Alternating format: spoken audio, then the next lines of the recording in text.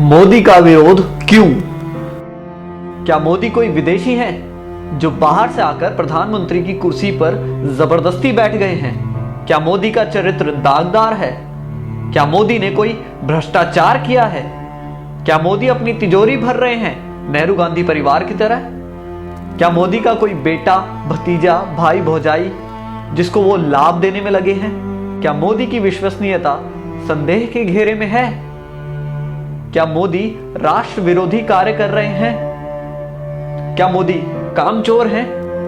स्वयं से यह सवाल करने पर हर बार आपका मन जवाब देगा नहीं। तो फिर मोदी से एलर्जी क्यों? अल्पज्ञानी आरोप लगाते हैं कि राम मंदिर नहीं बनवाया, धारा 370 नहीं हटाई, पीडीपी से गठबंधन कर लिया, 15 लाख नहीं दिए, अच्छे दिन नहीं आए। आप ही बताएं कि क्या आपको हर विषय में 100% नंबर मिलते थे? क्या आप पहली नौकरी लगते ही घर खरीद लेते थे? आपने 5वां फ्लोर पहले बनाया था या फिर मजबूत नींव? गाड़ी में 5वां गियर पहले आता है या पहला? उदाहरण और भी जोड़ सकते हैं। कोई नहीं बताता कि अगर मोदी नहीं तो और कौन? कौन बना सकता है स्थायी सरकार? कौन बनवा सकता है राम मंदिर? कौन हटवा सकता है धारा 370? कौन करवा सकता है किसानों की सुरक्षा? कौन कर सकता है भारत की रक्षा? ये एक साजिश है लुटेरों की, ताकि आप फंस जाएं और इनको लूटने को मिले। मई 2014 से आज तक सारे चोर चुहार, देशद्रोही, आतंकी टाइप के लोग पगलाए हुए हैं। जरा सोचिए,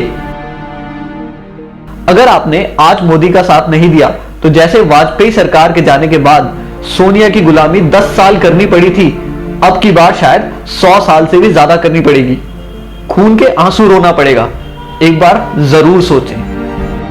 हमने अपने देश की बागडोर मोदी जी जैसे एक ऐसे मजबूत और ताकतवर व्यक्ति के हाथ में दी है जो देश के 125 करोड़ हिंदुस्तानियों के भविष्य के बारे में 24 घंटे सोचते हैं और उनके भविष्य को संवारने के लिए निरंतर कार्य कर रहे हैं। मीडिया और लोगों का विरोध सुनकर भी वे देश के भविष्य के लिए कार्य करते चले जा रहे हैं। वो अपने लिए नहीं, हमारे भारत के स्वर्णिम भविष्य के लिए जी रहे हैं। गर्व करें कि आप मोदी समर्थक हैं, कोई इटली की टीम के गुलाम नहीं या चीन का साथ देने वाले वामपंथी नहीं, ना ही अन्ना हजारे के साथ भारत माता की जय बोलकर सीएम बनने वाले और आज भारत माता की जय नहीं बोलने को जायज ठहराने वाले किसी के चेले नहीं।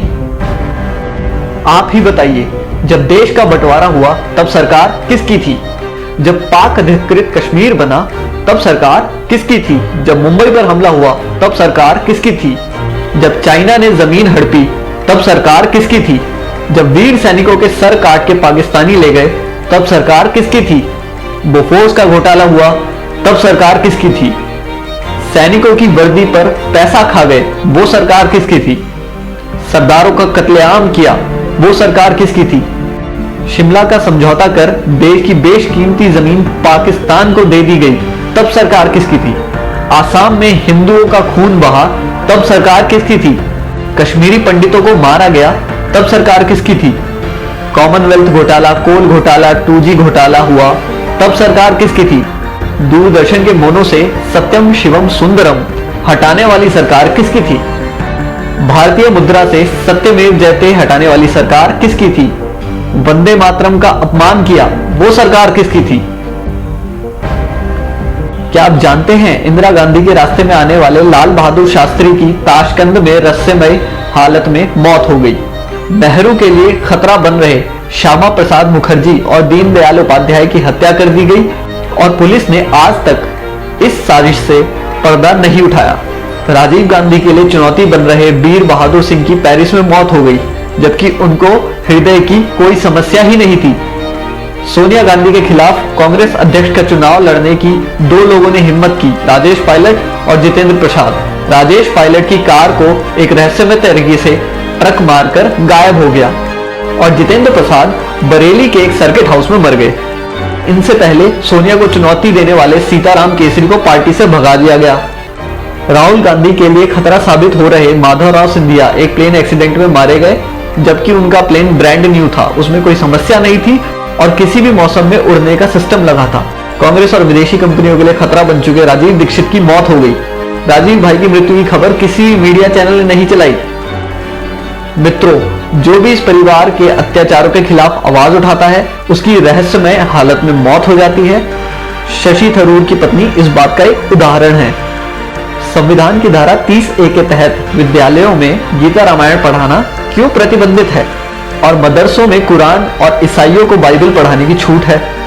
हिंदू मंदिरों और तीर्थ स्थानों के चढ़ावे पर 70% सरकार का हक, मस्जिदों और मजारों पर चढ़ावे का पूरा हक उन्हीं का, साथ ही सरकारी अनुदान। बाबा अमरनाथ और कैलाश पर्वत की यात्रा पर सरकार को टैक्स, लेकिन हज यात्रा पर सब्सिडी। इच्छा है तो इस मैसेज को आगे बढ़ाएं, वरना स्वयं को भारतीय कैसे कहेंगे। जय हिंद।